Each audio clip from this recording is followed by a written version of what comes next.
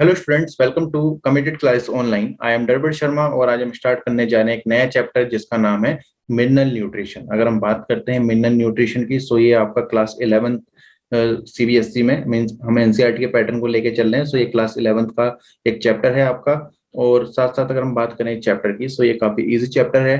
अगर आप इसके सारे कंसेप्ट्स को समझ लेते हैं और आप यहाँ पर सारी ट्रिक्स को समझ लेते हैं, सो आप नीट के भी सारे क्वेश्चन आप यहाँ देखेंगे इजीली लग जाएंगे।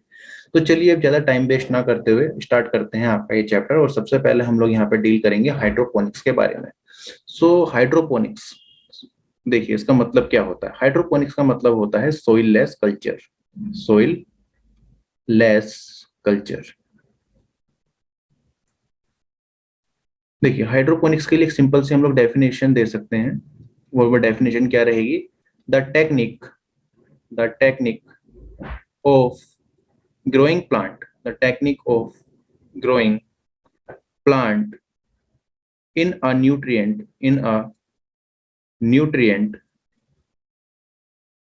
solution, in a nutrient solution is called hydroponics, is called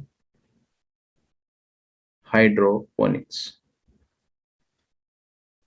So इसका मतलब आप क्या समझ गए? इसका मतलब आप समझ चुके हैं कि भाई सोइललेस कल्चर को क्या कहा जा रहा है? हाइड्रोपोनिक्स कहा जा रहा है।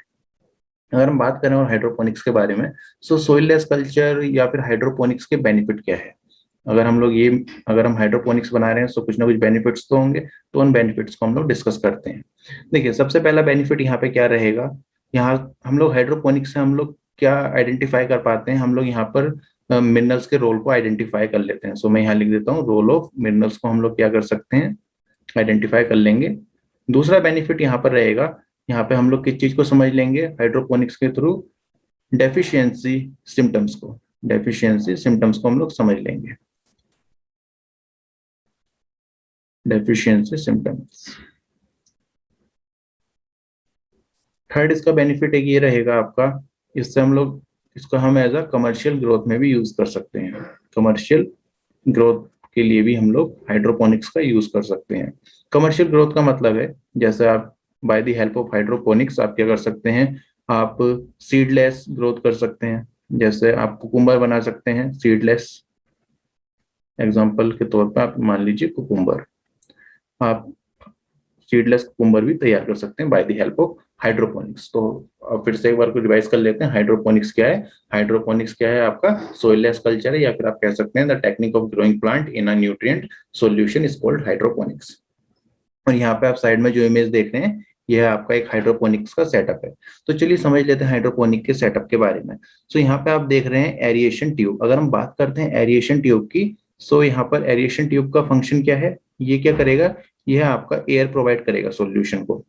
ठीक है, एयर प्रोवाइड करेगा। अब यहाँ पे एयर क्यों प्रोवाइड करनी है? देखिए अगर हम बात करते हैं रूट की, सो आप लोग जानते हैं रूट कैसा रेस्पिरेशन करते हैं? एरोबिक रेस्पिरेशन करते हैं, एरोबिक रेस्पिरेशन। सो इसका मतलब है कि यहाँ पर एयर की रिक्वायरमेंट रहेगी। अगर हम बात करते हैं, यहाँ पर एक फनल देख रहे हैं आप, ये फनल किस चीज के लिए है? इस फनल से वाटर ऐड होगा और साथ में न्यूट्रिएंट्स को हम लोग क्या करेंगे? यहाँ पर ऐड करेंगे। ये होगी आपका न्यूट्रिएंट सॉल्यूशन और ये आपका प्लांट यहाँ पे दिखा रखा है। चलिए फिर अब अगली स्लाइड में देखते हैं। हाइड्रोपोनिक्स में सिर्फ आपके लिए इतना ही है। हाइड्रोपोनिक्स के कुछ पॉइंट्स अभी आप यहाँ पे याद कर लें तो ज्यादा अच्छा है। जैसे कि अगर हम बात करें, हाइड्रोपोनिक्स टेक्निक जो है यह 1860 में क्या हुई थी? इसको डेवलप करा था, और किसने करा था? जूलियस बोन सेचिज ने। इसको हाइड्रोपोनिक्स टेक्निक को पहली बार किसने डेवलप करा था? जूलियस बोन सेचिज ने। और अगर हम इसकी बात करें, ईयर को भी याद रखना जरूरी है, क्योंकि ईयर भी एनसीईआरटी ने मेंशन कर रखा है। सो ईयर भी आप लोग याद रखेंगे। सो क्वेश्चन यहाँ से देखिए क्या क्या बन सकते हैं। पहले हाइड्रोपोनिक्स की डेफिनेशन बन सकती है। सेकंड क्वेश्चन यहाँ से फ्रेम हो सकता है इसके बेनिफिट के बारे में। थर्ड क्वेश्चन यहाँ से फ्रेम हो सकता है कि कौन से ईयर की पहली बार जो है ये हाइड्रोपोनिक्स का जो एक्सपेरिमेंट था किसने डेमोन्स्ट्रेट करा? सो आप बता देंगे जूलियस बोन सेचिस ने करा, 1816 में करा। सो पहला आपको यहाँ तक याद रखना है, यहाँ से ज्यादा क्वेश्चन फ्रेम नहीं हो सकता।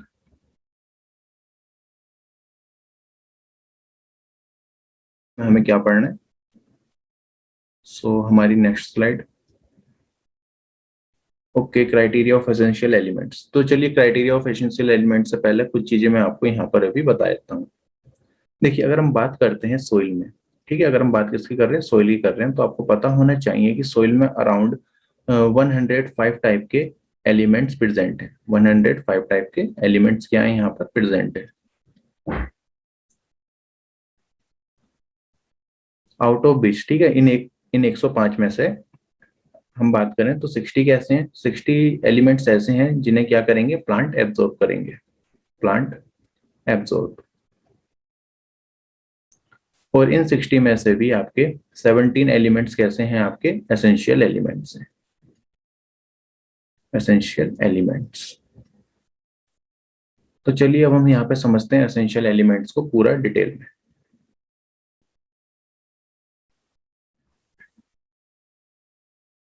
तो चलिए अब देखते हैं criteria of essential elements. So criteria of essential elements की अगर हम लोग बात करें, सो ये क्राइटेरिया ऑफ एसेंशियल एलिमेंट्स को सबसे पहले किसने दिया था, यहाँ पर आपको साइंटिस्ट का नाम याद होना चाहिए। यहाँ पर दो साइंटिस्ट थे, एर्नन एंड स्टाउट, एर्नन एंड स्टाउट। सो क्या क्या क्राइटेरिया थे जो कि हम किसी भी एलिमेंट को एसेंशियल एलिमेंट्स कहेंगे। सो पहला क्राइटेरिया जो था कि जो भी एलिमेंट, कि जो भी एलिमेंट आपका नेसेसरी है, ठीक है, नेसेसरी है किस किस के लिए, ग्रोथ के लिए और रिप्रोडक्शन के लिए, और रिप्रोडक्शन के लिए वह क्या माना जाएगा, आपका एसेंशियल एलिमेंट माना जाएगा। सेकंड पॉइंट क्या था, the the requirement of the element must be specific।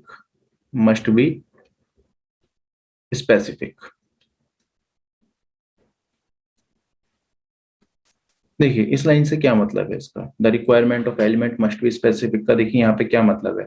मतलब मान लीजिए कोई एलिमेंट है, ठीक है, और अगर उसकी डेफिशिएंसी हो जाए और कोई और एलिमेंट उसकी डेफिशिएंसी को पूरा ना कर सके, सो मैं यहाँ पे लिख सकता हूँ that that mean not replaceable by, not replaceable by not replaceable by another element।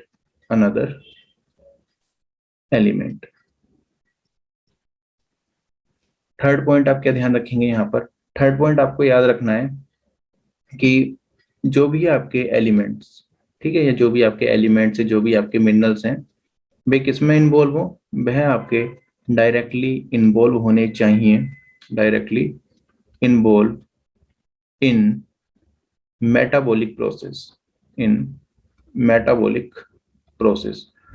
सो वही मिनरल्स, वही एलिमेंट्स आपके क्या माने जाएंगे, एसेंशियल। फोर्थ पॉइंट आपको यहाँ पे याद रखना है, deficiency of specific element, deficiency of specific element are result in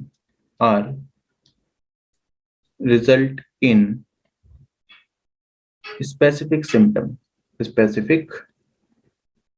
symptom.